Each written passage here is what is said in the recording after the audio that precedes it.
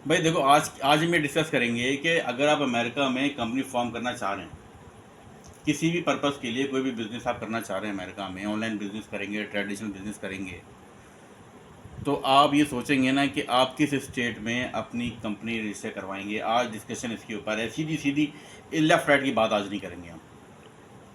देखो, पहली चीज़ तो ये समझ लो बड़े ध्यान से कि अमेरिका के अंदर आप किसी भी स्टेट में रजिस्टर्ड हों, अमेरिका में किसी भी स्टेट में आप रजिस्टर्ड हों, आपके राइट्स सेम होते हैं। बात समझ आ रही है?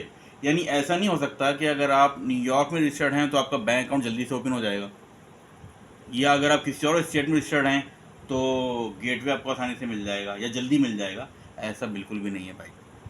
लेकिन अपने बिजनेस को मद्देनज़र रखते हुए कुछ चीज़ों को कंसीडर करना पड़ता है अमेरिका में स्टेट।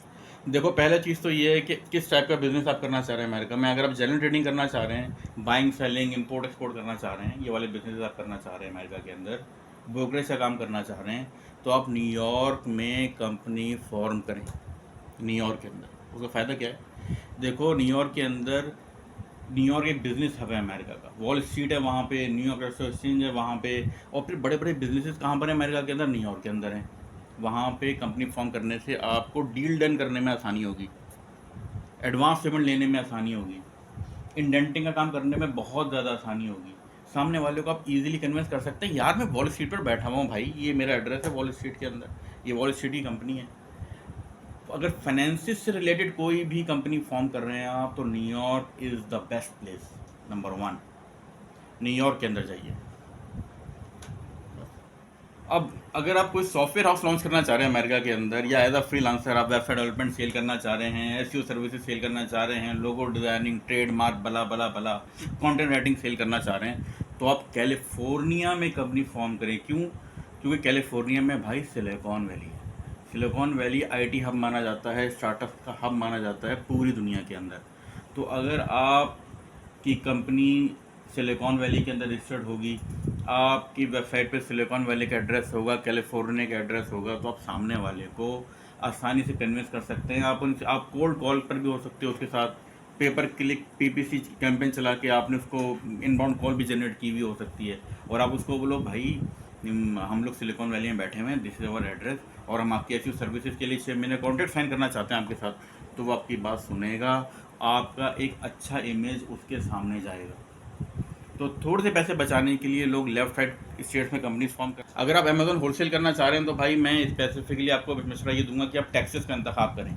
मैं पीएल की बात नहीं कर रहा, मैं ड्रॉप शिपिंग की बात नहीं कर रहा, मैं होलसेल की बात कर रहा हूँ। उसी वजह के पहले तो आपको टैक्सेस नहीं देने पड़ेंगे भाई, वहाँ पे टैक्स फ्री है। मार्जिन होते हैं होलसेल में छोटे, 10-15%, 12%, 15% के।